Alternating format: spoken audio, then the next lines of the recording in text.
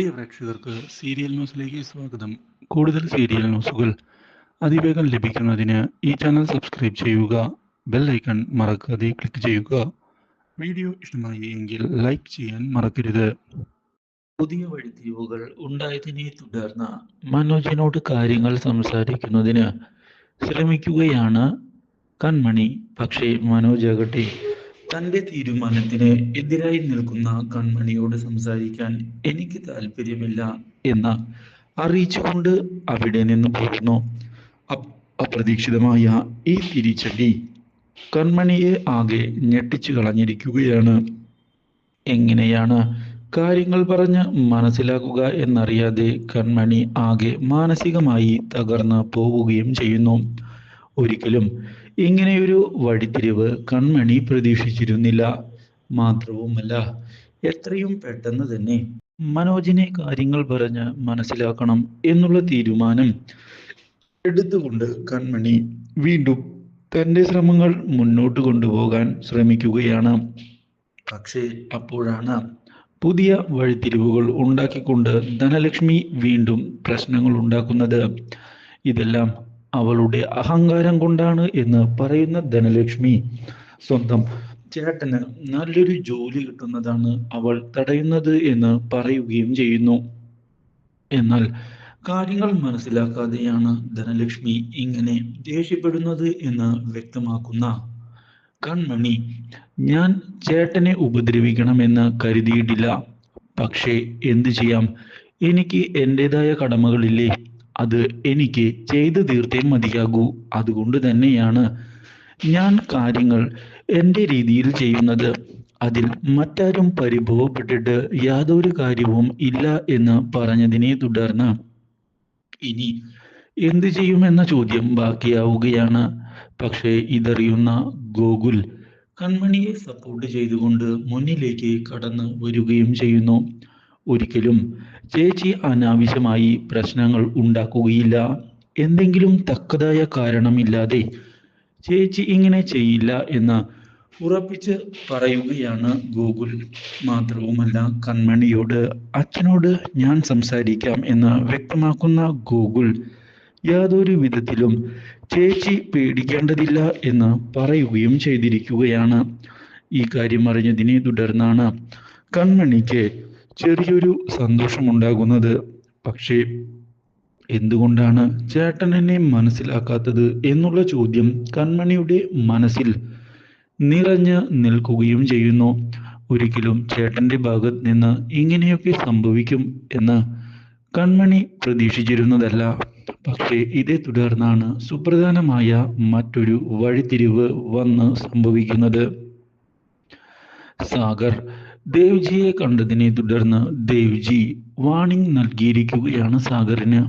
ചിരിക്കുന്നവരെല്ലാം നല്ലത് ആഗ്രഹിക്കുന്നവരാണ് എന്ന് വിശ്വസിക്കരുത് എന്നും അതുകൊണ്ട് തന്നെ ഒരിക്കലും നിങ്ങളുടെ എതിരാളിയായ PR ഗ്രൂപ്പിന്റെ ബലരാമനെ വിശ്വസിക്കരുത് എന്നാണ് എനിക്ക് പറയാനുള്ളത് എന്ന് വ്യക്തമാക്കുകയും ചെയ്യുന്നു.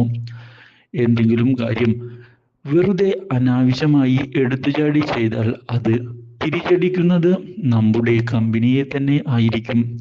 അത് ഓർത്തു വേണം കാര്യങ്ങൾ മുന്നിലേക്ക് കൊണ്ടുപോകാൻ.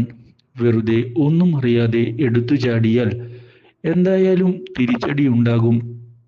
എനിക്ക് ബലരാമന്റെ കാര്യത്തിൽ നല്ല ഡൗട്ടുണ്ട്. ക്രിഷ് പറഞ്ഞത് ശരിയാണ് എന്നാണ് എനിക്ക് തോന്നുന്നത്. അതുകൊണ്ട് തന്നെയാണ് ഞാൻ ക്രിഷിനെ സപ്പോർട്ട് ചെയ്യുന്നതും എന്നും വ്യക്തമാക്കുകയാണ് ദേവ്ജി. ഇതേ തുടർന്ന് ദേവ്ജി അവിടെ നിന്ന് പോകാൻ ഒരുങ്ങുമ്പോൾ സാഗർ പറയുകയാണ്, ഇപ്പോൾ എൻ്റെ മനസ്സിലും സംശയം വന്നു തുടങ്ങി. ദേവ്ജി പറഞ്ഞതുപോലെ തന്നെ ഇനി കാര്യങ്ങൾ ഞാൻ ശ്രദ്ധിച്ചു കൊള്ളാം.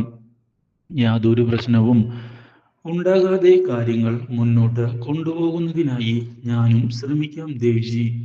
എന്തൊക്കെയായാലും ഞാൻ ഇനി മണ്ടത്തരം കാണിക്കുകയില്ല എന്ന് അറിയിക്കുകയും ചെയ്തിരിക്കുകയാണ്. ഇതേ തുടർന്ന് ദേവ്ജി പറഞ്ഞ കാര്യങ്ങൾ അറിയാൻ ഇടയായിരിക്കുകയാണ് ക്രിഷ്. ഇതോടെ ദേവ്ജിയെ ചെന്ന് കാണുന്ന ക്രിഷ് ദേവ്ജി പറഞ്ഞത് തന്നെയാണ് സത്യം.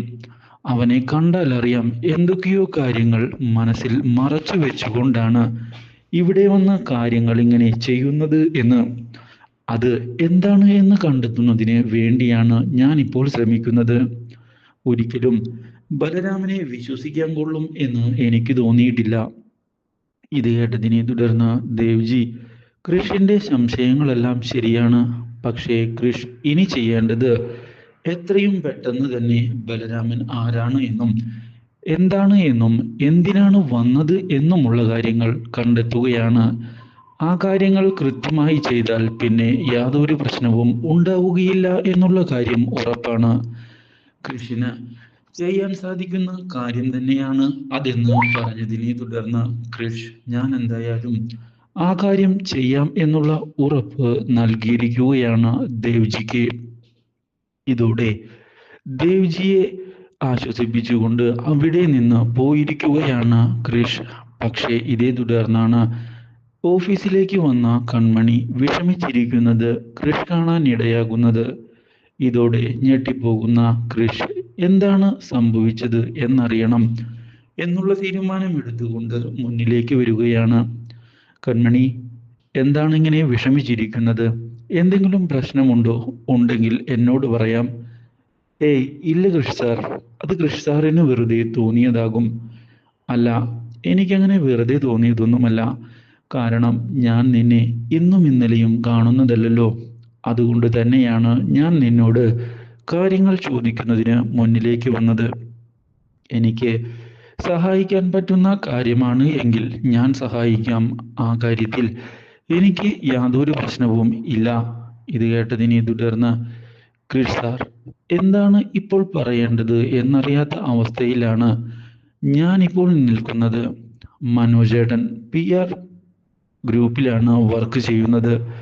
അതുകൊണ്ട് തന്നെ ഇപ്പോൾ എന്നോട് ആ കമ്പനിയിലേക്ക് വരാൻ ആവശ്യപ്പെട്ടിരിക്കുകയാണ്.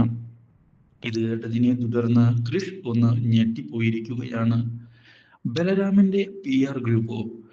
അതെ കൃഷ് സാർ, അവിടെ തന്നെ. ഇത് കേൾക്കുന്ന കൃഷ്, എന്നിട്ട് നീ എന്ത് തീരുമാനമാണ് എടുത്തത്? അലിഗയിൽ നിന്ന് റിസൈൻ ചെയ്യുകയാണോ? അല്ല കൃഷ് സാർ, എന്നെ ഏൽപ്പിച്ച ജോലി എനിക്ക് കൃത്യമായി ചെയ്യണം എന്നുള്ള ആഗ്രഹം മാത്രമാണ് എനിക്കുള്ളത്. പക്ഷേ ഇപ്പോൾ ചേട്ടനാകെ ദേഷ്യപ്പെട്ടിരിക്കുകയാണ്. എന്നോട് സംസാരിക്കുന്ന പോലുമില്ല. അതാണ് എന്നെ മാനസികമായി വിഷമിപ്പിക്കുന്നത് എന്ന് പറഞ്ഞതിനെ തുടർന്ന് ഈ കാര്യത്തിൽ ഞാൻ എന്തായാലും നിന്നെ സഹായിക്കാം എന്ന് പറയുകയും മനോജിനെ ചെന്ന് കണ്ട് ഞാനൊന്ന് സംസാരിക്കട്ടെ എന്ന് വ്യക്തമാക്കുകയും ചെയ്തിരിക്കുകയാണ്. കൃഷിന്റെ വാക്കുകൾ കൺമണിയെ സന്തോഷിപ്പിക്കുന്നു. Do like, share and subscribe.